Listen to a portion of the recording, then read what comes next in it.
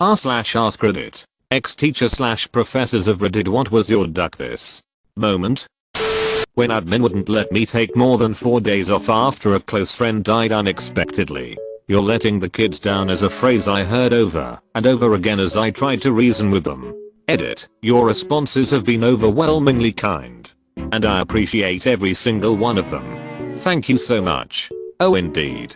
Children will so benefit from the forced presence of an emotionally wrecked person trying to come to terms with an unexpected nightmare, bury their beloved, and put their life back together. SMH. So very sorry for your loss. I hope you found a brighter future. I want to be a pilot when I grow up. If you grow up, kiddo. Sobs uncontrollably. Caught a student cheating. But stupid cheating.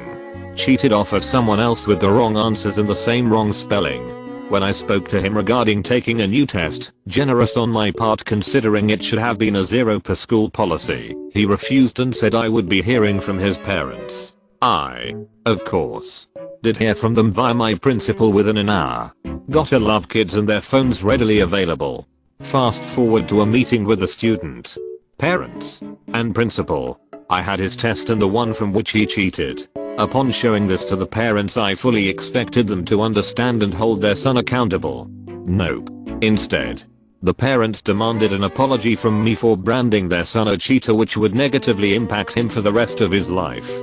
And also, it's the least I could do, since they were paying my salary.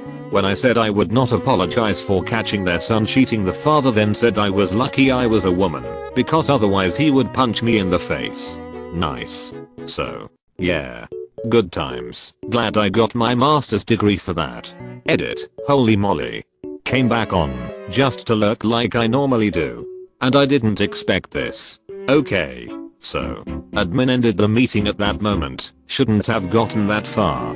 I think. Can't remember, this was over 10 years ago now. The student was taken out of my class. Everyone wins new admin these days.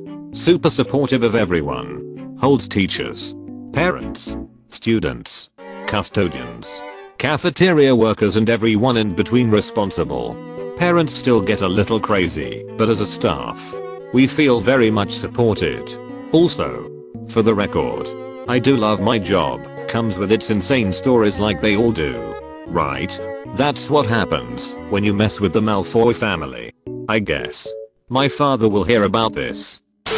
I caught a kid selling drugs in the hallway and turned him in. He threatened to kill me with an ice pick. He was super unstable and volatile, and had a criminal record. So I didn't doubt that he might try it. The principal refused to remove him from my class because he has the right to have an education. My other students took it upon themselves to escort me through the school in between classes and walk me to my car after school in a big huddle, so ice pick boy couldn't get to me. Duck that. Edit. Lots of people have asked why I didn't contact the police. I actually did. We had PD stationed in the school, but nothing happened because the kid's mom was a cop and she pulled strings to have the whole thing quashed. I didn't file a union grievance because it was almost the end of the school year. That it takes time. And I decided to quit and move far away instead. Also, to everyone telling me I shouldn't have ratted on the kid and snitches get stitches.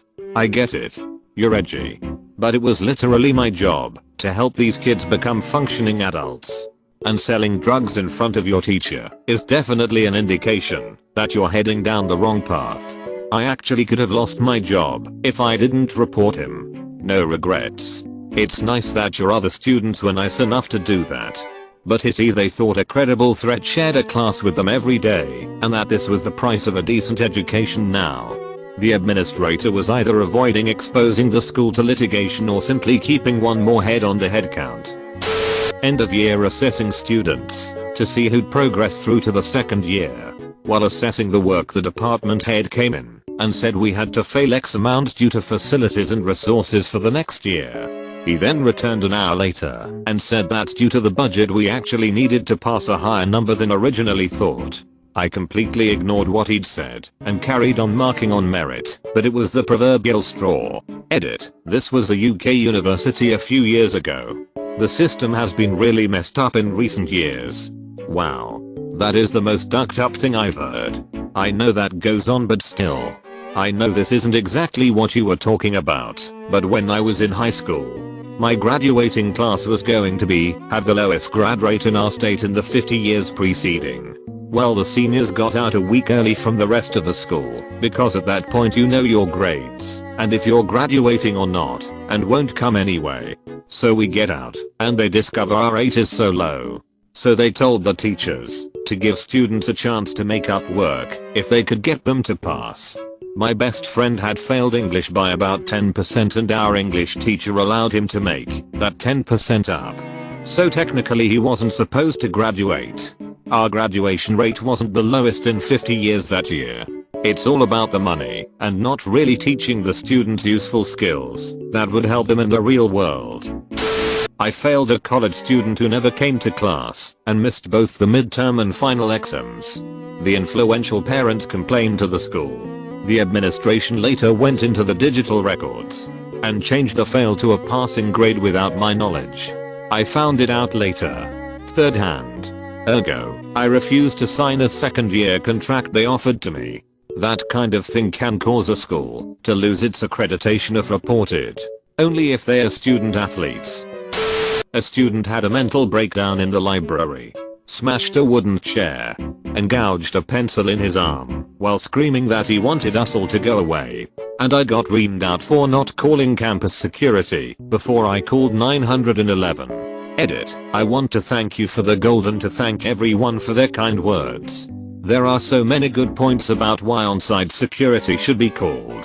Honestly, everyone should check with their institution and find out the protocols. But let your ethical and moral code guide you too. Please skip this paragraph if you have issues with violent events. Frankly, I'm glad I called 911 first, or this story would have a really bad ending.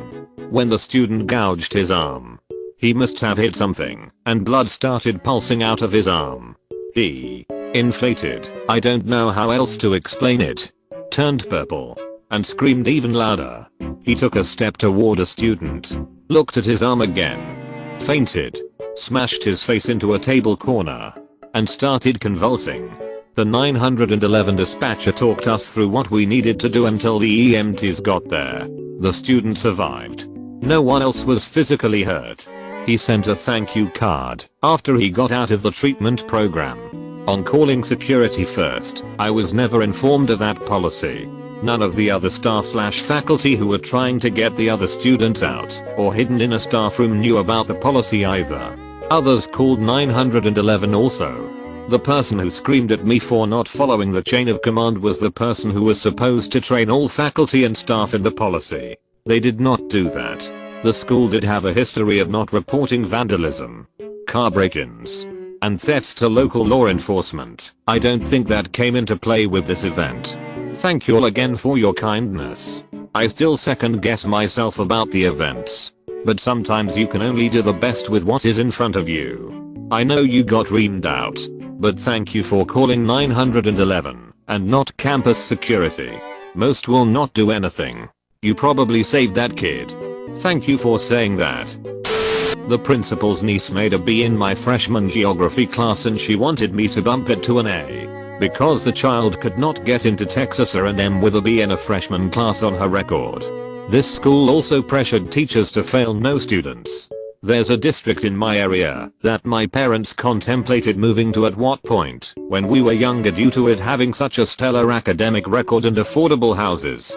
It came out about 15 years later that the students were pressured to not fail students. I had a manager who went through that school district and told me she shouldn't have graduated high school given how she never went to class. I had a student that copied off another kid during a test. I gave him a 0%. The parents came in to complain to administration that, since I hadn't explicitly said during the first day orientation that cheating wasn't allowed, it was an unfair punishment. Administration forced me to allow him an opportunity to retake the test. He never retook the test, and the grade of 0 stood. Still, I was so disillusioned by the entire experience that I started looking the next day at college programs that I could use to transition away from public education.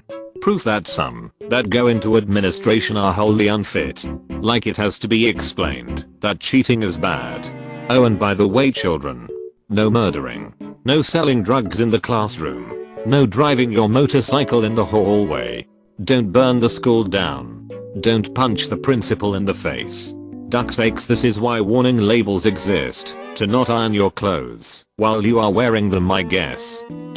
I was a high school teacher with 7 years experience in my district and a master's degree. I was making $49k, this was 2013. I was talking to a friend who was in from out of town.